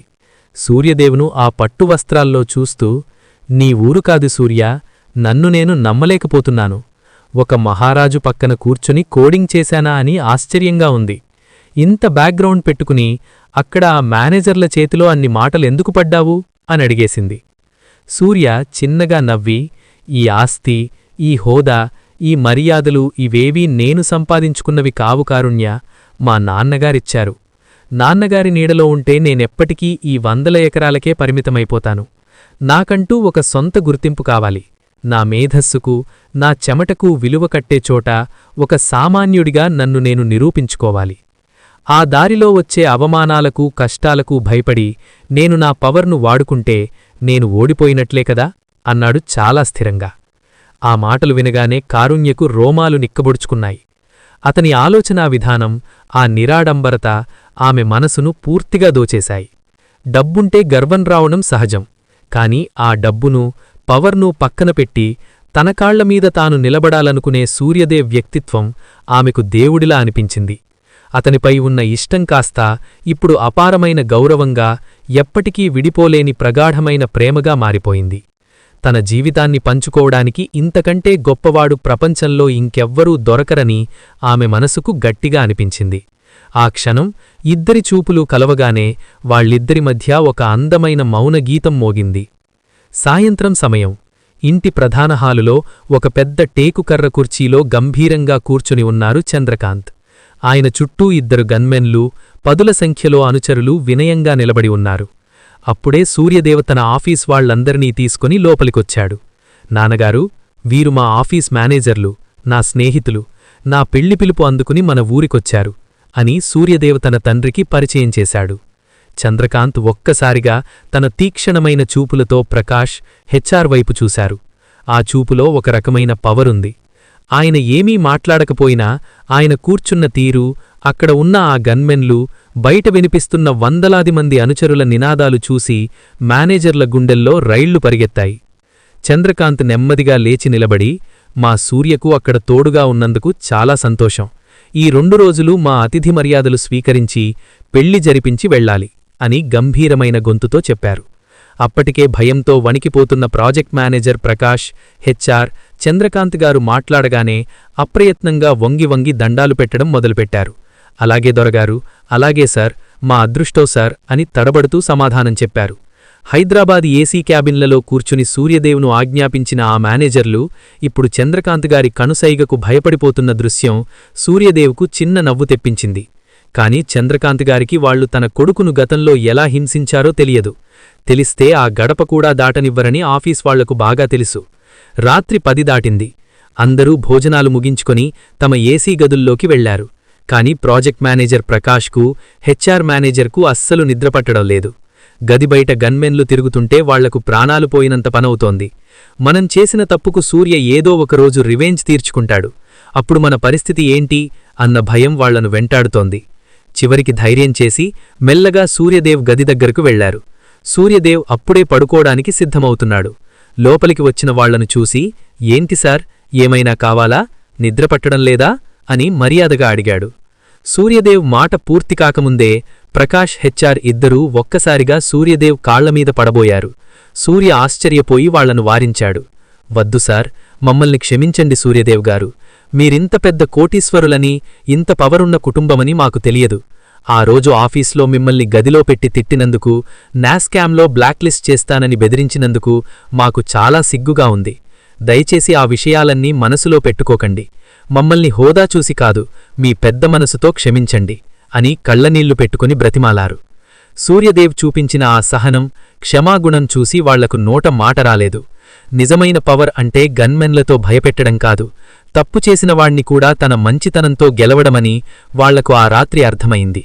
సూర్యదేవ్ మీద వాళ్లకున్న భయం పోయి అంతులేని భక్తి పుట్టుకొచ్చింది. వాళ్లు తిరిగి వాళ్ల గదులకు వెళుతుంటే సూర్యదేవ్ క్యారెక్టర్ ఎంత ఎత్తుకి ఎదిగిందో వాళ్లకు స్పష్టంగా కనిపించింది. తెల్లవారుజామునుంచే ఆ ఊరంతా పండుగ వాతావరణంతో మార్మోగుతోంది. సన్నాయి మేళాలు, వేదమంత్రాల ఘోష, వేలాది మంది జనాల కోలాహలం మధ్య ప్రతాప్ పెళ్లి అంగరంగ వైభవంగా జరుగుతోంది. చుట్టుపక్కల 40 గ్రామాల ప్రజలు ఆ పెళ్లికి తరలివచ్చారు. ఎక్కడ చూసినా పట్టువస్త్రాలు, భారీ భోజనాల ఏర్పాట్లు, అచ్చంగా ఒక జాతరను తలపిస్తోంది ఆ దృశ్యం. ఆఫీస్ వాళ్లందరూ ఆ పెళ్లి సందడిలో మునిగిపోయారు. ప్రకాష్, హెచ్ఆర్, విఐపీల వరుసలో కూర్చొని ఆ రాజభోగాలు అనుభవిస్తున్నారు. ఈ కోలాహలం మధ్యలో సూర్యదేవ్ మెల్లగా కారుణ్య దగ్గరకొచ్చాడు. పట్టుచీరలో అచ్చు తెలుగు ఇంతిలా మా ఆమెను చూసి క్షణకాలం మైమరిచిపోయాడు. కారుణ్య, ఈ జనంలో నీకు బోర్ కొడుతోందేమో, రా మా ఊరు చూపిస్తాను అని ఆమెను తీసుకుని బయటకు వెళ్లాడు. ఓపెన్ టాప్ జీప్లో కారుణ్యను కూర్చోబెట్టుకుని ఆ పచ్చని వరిపొలాలు, కొబ్బరితోటలు, ఊరి చివర ఉన్న పెద్ద చెరువుగట్టుమీదుగా ఊరంతా తిప్పి చూపించాడు. ఆ స్వచ్ఛమైన గాలికి కారుణ్య ముంగుర్లు ఎగురుతుంటే సూర్యదేవ్ డ్రైవింగ్ చేస్తూనే ఆమెను ఆరాధనగా చూస్తున్నాడు.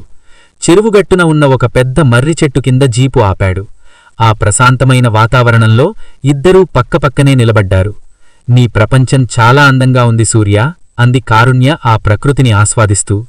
సూర్యదేవ్ ఆమె కళ్లలోకి నేరుగా చూస్తూ, అవును కారుణ్య, నా చుట్టూ ఇంత ఆస్తి, ఇంతమంది జనం ఉన్నారు.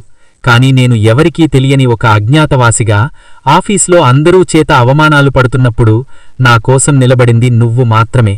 ఈ 100 ఎకరాల ఆస్తి కంటే నా కష్టకాలంలో నాకు తోడుగా నిలిచిన నీ స్నేహమే మాకు నిజమైన ఆస్తి అనిపించింది. నేను ఈ దొరబాబుగా కాదు, ఆఫీస్లో ఆ సామాన్య సూర్యదేవ్గానే అడుగుతున్నాను. నా జీవితాంతం ఇలాగే నాకు తోడుగా ఉంటావా కారుణ్య? నన్ను పెళ్లి చేసుకుంటావా అని తన మనసులోని ప్రేమను ఎంతో స్వచ్ఛంగా వ్యక్తపరిచాడు. ఆ మాటలకు కారుణ్య హృదయం ఆనందంతో ఉప్పొంగిపోయింది. సూర్యదేవ్ అడిగిన ప్రశ్నకు కారుణ్య కళ్లలో ఆనందబాష్పాలు సుడులు తిరిగాయి. నేను నిన్ను ఆఫీసులో చూసినప్పుడే నా మనసు నీకిచ్చేశాను సూర్య. నీకు ఆస్తి ఉందా, బ్యాక్గ్రౌండ్ ఉందా అని నేను ఎప్పుడూ ఆలోచించలేదు. నీ నిజాయితీ, నీ కష్టం, నిన్ను నువ్వు నమ్ముకున్న తీరు, అవే నన్ను నీతో ప్రేమలో పడేలా చేశాయి. నువ్వు సామాన్యుడిగా ఉన్నా, ఈ సామ్రాజ్యానికి రాజుగా ఉన్నా, నా ప్రేమ ఎప్పటికీ నీకే అని చెబుతూ సూర్యదేవ్ చేతిని గట్టిగా పట్టుకుంది. ఇద్దరి హృదయాలు ఒకటయ్యాయి. పెళ్లితంతు ముగిశాక సాయంత్రం వేళ ఇంటి ఆవరణంలో ఉన్న రచ్చబండ దగ్గర ప్రశాంతంగా కూర్చుని ఉన్నారు చంద్రకాంత్ గారు. సూర్యదేవ్ కారుణ్యను తీసుకుని నేరుగా తన తండ్రి దగ్గరకు వెళ్లాడు. కొడుకు పక్కన ఒక అమ్మాయి ఉండడం చూసి చంద్రకాంత్ గారు ఆశ్చర్యంగా చూశారు. నాన్నగారు, ఈమె పేరు కారుణ్య, మా ఆఫీస్లో నా కొలీగ్. నేను మీ వలయంలోంచి బయటకు వచ్చి అక్కడ నా గుర్తింపు కోసం పోరాడుతున్నప్పుడు, ఆఫీస్లో నన్ను అందరూ తప్పుబట్టి టార్గెట్ చేసినప్పుడు నా కోసం నిలబడిన ఏకైక మనిషి. రాత్రంతా నిద్రమొహంతో నాతో పాటు కూర్చుని నా ప్రాజెక్ట్ గట్టెక్కడానికి సహాయం చేసింది. కష్టంలో నాతో నడిచిన ఈ అమ్మాయే అయితేనే నా జీవితానికి సరైన తోడు అని నేను నమ్ముతున్నాను అని తండ్రికి కారుణ్యను పరిచయం చేస్తూ ఆమె చేసిన సహాయాన్ని వివరించాడు. చంద్రకాంత్ గారు కారుణ్య వైపు చాలా తీక్షణంగా, అదే సమయంలో ఎంతో ఆప్యాయంగా చూశారు. ఆయన మొహంలో ఒక గొప్ప చిరునవ్వు విరిసింది. ఆయన లేచి నిలబడి కారుణ్య తలమీద చెయ్యి పెట్టి ఆశీర్వదించారు. నా కొడుకు నా నీడలో ఉండి ఉంటే వాడు దొరబాబు. దొరబాబుకు సలాం కొట్టేవాళ్లు 1,00,000 మంది ఉంటారు. కాని వాడు ఏమీ లేని సామాన్యుడిగా ఉన్నప్పుడు వాడి నిజాయితీని నమ్మి తోడుగా నిలిచిన దానవు నువ్వు. డబ్బుని చూసి వచ్చే బంధాలు నీటిమూటలు, కష్టాన్ని పంచుకునే బంధాలే కలకాలం నిలిచే శిలాశాసనాలు. నా కొడుకు మనసును గెలుచుకున్న నువ్వు ఈ ఇంటికి అసలైన మహాలక్ష్మివి అని చెబుతూ చంద్రకాంత్ గారు వారి ప్రేమను మనస్ఫూర్తిగా, ఎంతో సంతోషంగా అంగీకరించారు. తండ్రి అంగీకారంతో సూర్యదేవ్ కారుణ్యల ఆనందానికి అవధులు లేకుండా పోయాయి. ఆ క్షణంలో ఆ పెద్దమనిషి మాటలకు కారుణ్య కళ్ళు గౌరవంతో, కృతజ్ఞతతో చెమ్మగిల్లాయి. 2 రోజులపాటు జరిగిన ప్రతాప్ పెళ్లి సందడి ముగిసింది. ఆ ఇంద్రభవనంలాంటి ఇంట్లో ఆ పచ్చని పల్లెటూరిలో గడిపిన క్షణాలు ఆఫీస్ వాళ్లందరికీ జీవితాంతం గుర్తుండిపోయే ఒక మధురమైన జ్ఞాపకంగా మారిపోయాయి. ఆదివారం సాయంత్రం కావడంతో అందరూ హైదరాబాదు తిరిగి వెళ్లడానికి సిద్ధమయ్యారు. లగేజీలు సర్దుకుని బస్సు దగ్గరకు వచ్చిన ఆఫీస్ వాళ్లందరికీ సూర్యదేవ్ చిరునవ్వుతో వీడ్కోలు పలుకుతున్నాడు. ప్రాజెక్ట్ మేనేజర్ ప్రకాష్ సూర్యదేవ్ దగ్గరకు వచ్చి 2 చేతులు పట్టుకుని ఎంతో ఉద్వేగంగా మాట్లాడాడు. సూర్య, డబ్బు, అధికారముంటే ఎవరికైనా అహంకారం రావడం సహజం. కాని 100 ఎకరాల ఆస్తి, వేలాది మంది జనం నీ వెనక ఉన్నా సరే, నువ్వు చూపిస్తున్న ఈ వినయం, ఈ సంస్కారం మా అందరికీ ఒక గొప్ప జీవితపాఠం నేర్పించాయి. ఎంత ఎదిగినా ఒదిగి ఉండాలన్న నీ తత్వం చూసి మేమంతా సిగ్గుపడుతున్నాం. అదే సమయంలో నీలాంటి గొప్ప వ్యక్తితో కలిసి పనిచేస్తున్నందుకు గర్వపడుతున్నాం అన్నాడు హృదయపూర్వకంగా. హెచ్ఆర్, టీం లీడర్ కార్తీక్ కూడా సూర్యదేవ్ గొప్పతనాన్ని మెచ్చుకున్నారు. శ్రీనివాస్ అయితే సూర్యదేవ్ ముఖం చూడలేక తలదించుకుని తన తప్పును పూర్తిగా తెలుసుకుని మారిపోయిన మనిషిలా నిలబడ్డాడు. వాళ్లందరికీ చేతులు జోడించి నమస్కరించాడు సూర్యదేవ్. ఆ తర్వాత అందరూ కారుణ్య దగ్గరకు వెళ్ళి, నీ మనసు చాలా మంచిది కారుణ్య, అందుకే నీకు ఇంతకంటే గొప్పవాడు ప్రపంచంలో దొరకడు. మీకు ముందస్తు పెళ్లి శుభాకాంక్షలు అని మనస్ఫూర్తిగా అభినందించి బస్సెక్కారు. బస్సు మెల్లగా ఆ ఊరి పొలిమేరలు దాటి హైదరాబాద్ వైపు కదిలింది. కాని ఆ బస్సులో ఉన్న ప్రతి ఒక్కరి మనసులోనూ సూర్యదేవ్ పట్ల ఉన్న అపారమైన గౌరవం మాత్రం శాశ్వతంగా ముద్రపడిపోయింది. బస్సు వెళ్ళిపోయిన తర్వాత ఆ విశాలమైన ఇంటి ఆవరణంలో సూర్యదేవ్, కారుణ్య పక్కపక్కనే నిలబడి ఉన్నారు.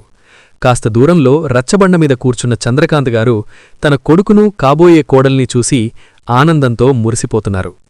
కొడుకు తన సొంత కాళ్లమీద నిలబడి సాధించిన గుర్తింపు ఆయనకు ఎంతో గర్వకారణంగా అనిపించింది. సూర్యదేవ్ కారుణ్యవైపు తిరిగి ఆమె చేతిని తన చేతుల్లోకి తీసుకున్నాడు. లేత సాయంత్రపు ఎండ వాళ్లపై పడుతుండగా ఆ 5 ఎకరాల ఇంద్రభవనం, ఆ పచ్చని ప్రకృతి వాళ్ల ప్రేమకు సాక్ష్యంగా నిలబడ్డాయి. తండ్రిచాటు బిడ్డగా కాకుండా ఒక సామాన్యుడిగా నగరంలో అడుగుపెట్టి తన టాలెంట్తో ఆఫీసులో గుర్తింపు తెచ్చుకున్నాడు సూర్యదేవ్. ఆస్తిపాస్తులను చూసి కాదు, ఆ కష్టకాలంలో తోడుగా నిలిచిన కారుణ్య స్వచ్ఛమైన మనసును చూసి తన మహారాణిగా ఎంచుకున్నాడు. 100 ఎకరాల వారసుడైన ఆ సామాన్య యువరాజు జీవితంలోకి కారుణ్య రూపంలో అదృష్టం, స్వచ్ఛమైన ప్రేమ అడుగుపెట్టాయి.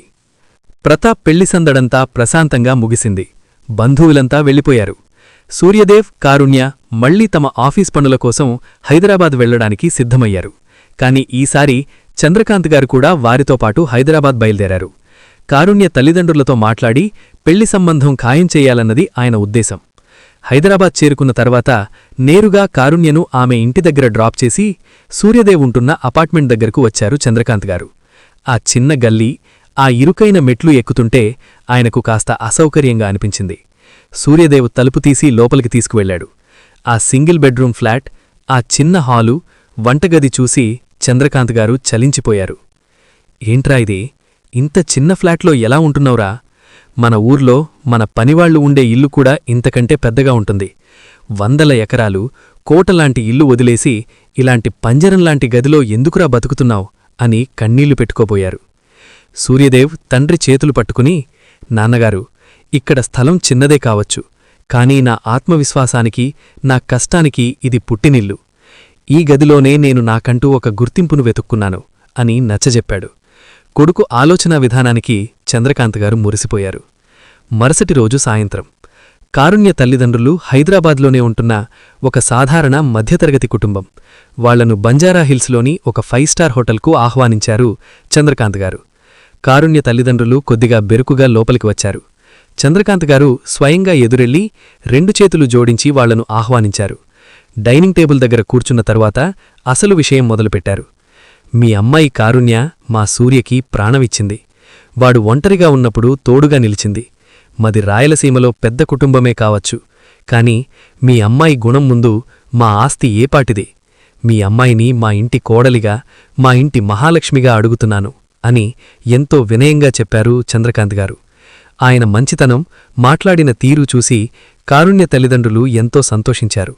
తమ కూతురు ఇంత మంచి కుటుంబంలోకి వెళుతున్నందుకు మురిసిపోయి సంతోషంగా పెళ్లికి అంగీకారం తెలిపారు. వాతావరణమంతా నవ్వులతో, ఆనందంతో నిండిపోయింది. అంతా సాఫీగా జరుగుతుందనుకున్న సమయంలో సడన్గా హోటల్ బయట వాతావరణం మారిపోయింది. రాయలసీమను శాసించే చంద్రకాంత్ గారు హైదరాబాద్లో, అందులోనూ ఆ హోటల్లో ఉన్నారన్న విషయం ఎలాగో బయటకు పొక్కింది. అంతే, హైదరాబాద్లో ఉన్న రాయలసీమ రాజకీయ నాయకులు, మంత్రులు, ఎమ్మెల్యేలు వాళ్ల అనుచరగణంతో ఒక్కసారిగా హోటల్కు చేరుకున్నారు. వరుసగా పదుల కొద్ది కాన్వాయ్లు, సైరన్లు మోగించుకుంటూ వచ్చిన పోలీస్ వాహనాలు, చేతుల్లో తుపాకులు పట్టుకున్న వందలాది మంది గన్మెన్లు, అనుచరులతో ఆ హోటల్ పరిసరాలు దద్దరిల్లిపోయాయి. మంత్రులు, ఎమ్మెల్యేలు క్యూ కట్టి చంద్రకాంత్ గారికి దండాలు పెట్టడానికి లోపలికి రావడం మొదలుపెట్టారు. ఇదంతా చూస్తున్న కారుణ్య తల్లిదండ్రుల వెన్నులో భయంతో వణుకు మొదలైంది. అప్పటివరకు ఒక సాధారణ పెద్దమనిషిలా మాట్లాడిన చంద్రకాంత్ గారికి ఇంతటి రాజకీయ పలుకుబడి, ఇంత భయంకరమైన ఫాలోయింగ్ ఉందా అని వారు షాకయ్యారు. ఇంతటి పవరున్న ఫ్యామిలీలో మన అమ్మాయి ఏ చిన్న తప్పు చేసినా మనల్ని బతకనిస్తారా? ఫ్యాక్షన్ వాతావరణం ఉండే ఆ ఇంట్లో మన అమ్మాయి నెగ్గుకుంగలదా అని వాళ్లు లోపల గజగజ వణికిపోతూ అప్పటికప్పుడు పెళ్లి క్యాన్సిల్ చేసుకుంటే మంచిదేమో అన్న భయానికి లోనయ్యారు. కారుణ్య తల్లిదండ్రుల ముఖంలో ఉన్న భయాన్ని చంద్రకాంత్ గారు పసిగట్టారు. వెంటనే తనను కలవడానికి వచ్చిన నాయకులందరినీ, నేను ఒక ముఖ్యమైన కుటుంబ విషయంలో ఉన్నాను, దయచేసి వెళ్ళండి, తరువాత కలుద్దామని చాలా ఖచ్చితంగా చెప్పి పంపించేశారు. వాళ్లందరూ వెళ్ళిపోయాక కారుణ్య తల్లిదండ్రుల దగ్గరకు వచ్చి వాళ్ల చేతులు పట్టుకున్నారు చంద్రకాంత్ గారు. మీ కళ్లలో భయం నాకర్థమవుతోంది. బయట జనం నన్ను చూసే చూపు వేరు, నా కుటుంబం నన్ను చూసే చూపు వేరు. ఆ పవర్, ఆ పాలిటిక్స్ అన్నీ నా ఇంటి గుమ్మం వరకే. ఇంట్లోకి వస్తే నేనొక సాధారణ తండ్రిని మాత్రమే. మీ అమ్మాయి ఆ ఇంటికి కోడలిగా కాదు, నా ఆడబిడ్డగా అడుగుపెడుతోంది. కారుణ్య కంట్లోంచి ఒక్క కన్నీటి చుక్క వచ్చినా దానికి నేనే బాధ్యుడిని. ఇది ఈ చంద్రకాంతిస్తున్న మాట అని ఎంతో భరోసాగా చెప్పారు. ఆ మాటలతో కారుణ్య తల్లిదండ్రుల భయం పూర్తిగా తొలగిపోయింది. చంద్రకాంత్ గారి వ్యక్తిత్వం ముందు ఆ రాజకీయ పవర్ చాలా చిన్నదిగా అనిపించింది వాళ్లకి. ఆ తర్వాత చంద్రకాంత్ గారు సూర్య, కారుణ్యలను దీవించి తన అనుచరులతో కలిసి తిరిగి రాయలసీమకు పయనమయ్యారు. 2 నెలల తర్వాత పెద్దల ఆశీర్వాదంతో సూర్యదేవ్, కారుణ్యల పెళ్లి అత్యంత వైభవంగా జరిగింది. పెళ్లి కానుకగా చంద్రకాంత్ గారు హైదరాబాద్లోని బంజారాహిల్స్లో ఒక అత్యంత ఖరీదైన 10 అంతస్తుల విలాసవంతమైన అపార్ట్మెంట్ను కొనుక్కున్నారు. దాన్ని ఒక గొప్ప బహుమతిగా తన కోడలు కారుణ్య పేరు మీద రిజిస్ట్రేషన్ చేసి ఇచ్చారు. ఆ 10 అంతస్తుల భవనంలోని టాప్ ఫ్లోర్ అంటే పెంట్ హౌస్లో సూర్యదేవ్, కారుణ్య తమ కొత్త కాపురాన్ని ప్రారంభించారు. ఒకవైపు కోట్లు విలువ చేసే ఆస్తి ఉన్నా ఇద్దరూ మాత్రం తమ సాఫ్ట్వేర్ ఉద్యోగాలను వదులుకోలేదు. మన కష్టంతో వచ్చిన జీతమే మనకు నిజమైన తృప్తినిస్తుంది అన్న సూర్య మాటలకు కారుణ్య కూడా అంగీకరించింది. ఇద్దరూ రోజూ ఆఫీస్కు వెళుతూ ఎప్పట్లాగే ప్రాజెక్ట్స్ చేస్తూ తమ సాఫ్ట్వేర్ జాబ్స్ కంటిన్యూ చేశారు. తమ సొంత సంపాదనతో, పిల్లాకాపలతో వారాంతాల్లో రాయలసీమకు వెళ్లి తండ్రితో గడుపుతూ సూర్యదేవ్, కారుణ్య అద్భుతమైన జీవితాన్ని గడుపుతున్నారు. సామాన్యుడిగా మొదలైన ఆ యువరాజు ప్రయాణం స్వచ్ఛమైన ప్రేమతో, ఆత్మాభిమానంతో ఒక అందమైన సామ్రాజ్యాన్ని నిర్మించుకోవడంతో అద్భుతంగా సుఖాంతమైంది. ఈ స్టోరీ మీ మనసును తాకితే లైక్ చేసి మీ ఫ్రెండ్స్కి, ఫ్యామిలీస్కి షేర్ చేయండి. జై హింద్, జై భారత్.